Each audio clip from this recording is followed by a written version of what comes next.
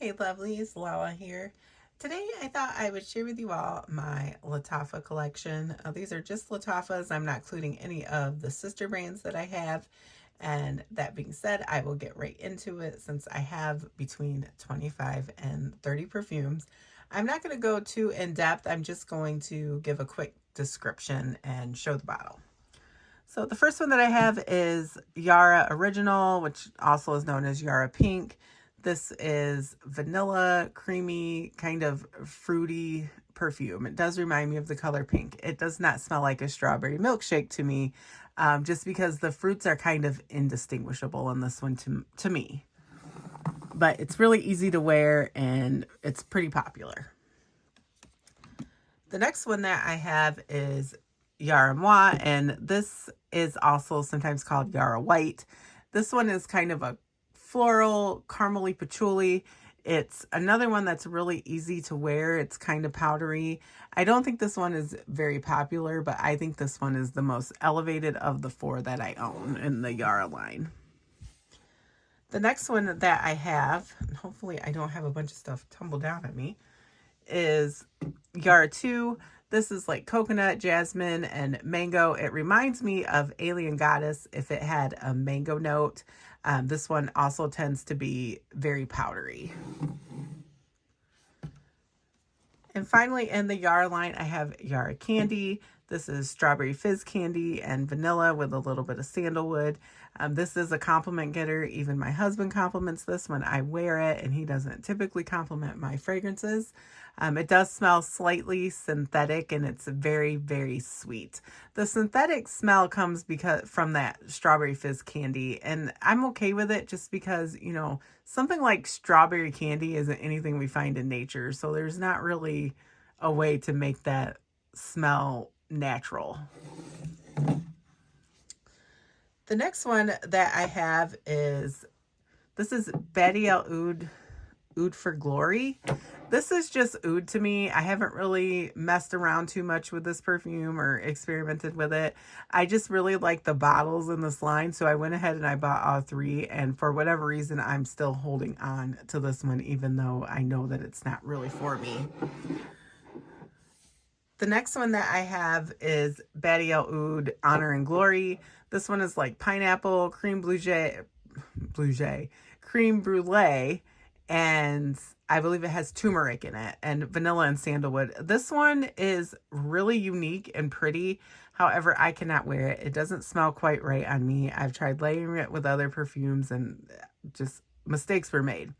However, it smells really good on Ryan, my husband, but I've been kind of hiding it from him because I'm jealous that he can wear it and I cannot. The next one that I have is Bade'e Al Oud Amethyst. This one is very oudi and very rosy, but I actually like this one. It kind of reminds me of a gothic house or a really old castle. It just gives that vibe and I love it. But you have to like oud and you have to like rose. The next one I have is Bade'e Al Oud Sublime. This is like apple and rose and sandalwood. It's a very fresh, juicy apple. It does kind of remind me of Kayali Eden Juicy Apple. It's not 100% dupe, but it is pretty close. And it's really good for layering. And the last one that I have in the Bade'e Al Oud line is the Noble Blush. This is rose milk and almond and vanilla. It's super feminine. It's really pretty. It's strong. It lasts for hours and hours. For such a feminine fragrance, this fragrance just outdoes itself. I think it's really pretty, and I do not have anything else in my collection that smells like this. Some people say it smells like Delina. To me, it does not. It stands on its own. It's very, very different, and it's unique, and I think it's gorgeous. Next, I have, is it Abiyedh? This is Rouge. This smells like BR 540 or Ariana Grande Cloud. Unfortunately, I don't like either of those fragrances, and I'm not really a fan of this one either. It's just another one that I seem to be holding on to. And I do apologize. I don't want to be disrespectful. I'm just sure that with my American accent, I am pronouncing some of these names completely wrong. So Abiyedh This is just the original. And this is just, to me, this is just kind of a clean, musky scent. There's a little bit of fruits in there and there's a little bit of spice. I'm not sure quite what that's from, but it's really pretty, easy to wear, lasts a long time.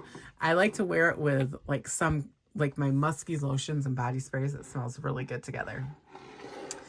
And then this one is Abiyedh Scarlet. This is my favorite one. This has cherry and rose. The cherry is done really well. It kind of smells like a cherry cough drop to me, but in the best way possible. So not super medicine-y or anything, just that burst of like deep cherry that you get when you first open the bag or whatever. And then the rose is really nice. It's kind of a deep but bright rose. This is a super sexy, fun fragrance. Really great for like date nights. The next one I have is Tamima. This one is like an aquatic musky watermelon. I've only got to wear this once. I'm kind of holding on to it till next summer, so we will see what I think about it after I get a little bit more wear out of it. This one is the KL Frisson Unlimited. This is kind of pineapple and coconut and vanilla. It really ended up being a powdery coconut on me, and I ended up loving this perfume. It layers really well with Fleur Heavy Cream. This is Liam Gray. This perfume is gorgeous. It smells super high-end, super expensive. It's got fig. It's got black tea in it. It's got some vanilla and iris. It just smells really, really good. It is almost a one-for-one dupe to BDK Gris Chanel, except for this one lasts a lot longer. And you can usually find it for under $25. This one is Nebris. This is like a kind of a cold vanilla with a hint of chocolate and a hint of berries. Excuse me, I'm still coughing a little bit. I'm just never going to get over it.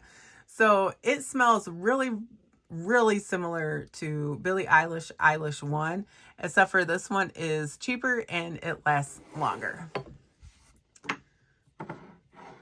This next one is Eclair. This is a dupe of Bianco Latte. However, on me, this is nothing but caramel, and that's it. It's just like a caramel bomb, and it lasts forever and ever. This is Affection. This is kind of smells similar to Kayali Yum Pistachio Gelato, except for this one is a little bit more creamy. It has more lactones in it, and sometimes Yum Pistachio Gelato smells like baby wipes to me. So I like this one a little better. This is Musk Mood. I really love this fragrance. It's like a musky, it's a clean, musky, kind of vanilla, like slightly vanilla. There's some florals and some citruses in here. There is kind of a weird metallic note, but I don't mind it. I kind of like it, but you may not like it because it does have that metallic note. And I don't know if everybody picks it up, but I do pick it up, but I just don't mind it. This is Abiyedh. I'm so sorry. Abiyedh Dubai Portrait. This is an on-ripe mango. It's like green mango. So you've cut into a mango and it's not ripe enough. This does have some oud in it, but it doesn't bother me. This is just kind of gives it more of that green rindy smell that you get from the mango. And I actually like to layer it with the Yara too. They're different types of mangoes, but they layer really well together. This is Meyer Natural Intense. I really enjoy this one. I think it's very underrated. When you first spray it, it does kind of smell like the mall. But once it dries down, it's just a beautiful, like kind of sandalwood vanilla with some fig. The top does have fig in it. It's got green tangerine. It's got coconut water. It's a really pretty fragrance. It's got some of the watery floral. So it's kind of aquatic when you first spray it, but it does dry down to that delicious sandalwoody and vanilla base. It does not smell like Acqua di Gioia. It really does stand on its own. Next, I have, sorry, I hope you guys can see these bottles okay. This is Musk Candy Rose. This is just a super sweet rose, but it kind of reminds me of the Dove pink bar soap, except for it's a lot sweeter and there's a tad bit of spice in this. But other than that, it just reminds me of that soap. Next, I have Camera. So this one has dates and cinnamon and vanilla and benzoin and tonka bean, but it also does have akigala wood. Now, akigala wood is like a blend of patchouli and oud, but it's blended really well in this. This is a delicious, spicy fragrance that I think anybody would love to have this in their collection, especially if they're a fan of kind of like spicy, warm vanillas. Now, this one is Kamarikawa. So this has cinnamon and ginger. There's vanilla, tonka bean, benzoin, and this has a coffee note instead of the akigala wood. So this is another one that is a spicy vanilla. And there's just, they do smell similar, but there is a slight difference. So I do want the other one. It's the Dukan, I believe, and I'm hoping I'll get it for Christmas. Next, I have Angham. This is similar to Burberry Goddess, but I do think this one is blended better. The lavender isn't as harsh and the vanilla is gorgeous. There's something completely intoxicating about this fragrance and I absolutely love it. Like, I do have Burberry Goddess up here and my Angham has a bigger dent.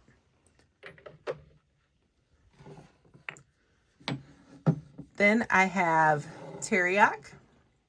So this perfume is like caramel and pink pepper, and then there's some honey, there's vanilla and leather.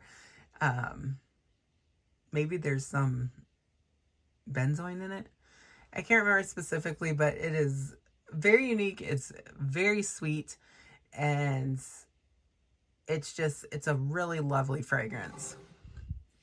And then I have Teriyaki Intense. So Teriyaki and Teriyaki Intense do not smell similar at all.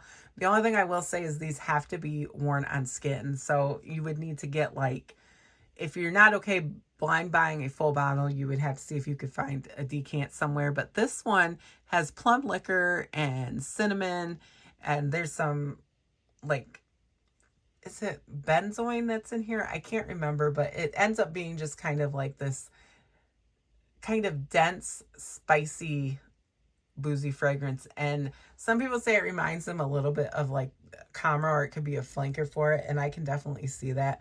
But this one ends up just being so, you know, delicious and spicy. It has that plum note in there. And I think that, you know, is such a, like, a sexy, sensual note. I really do like this one. All right, so that is all of my current Lattafas. There are like 3 or 4 more that I think I'd like to add to my collection, but I'm pretty much happy with what I have.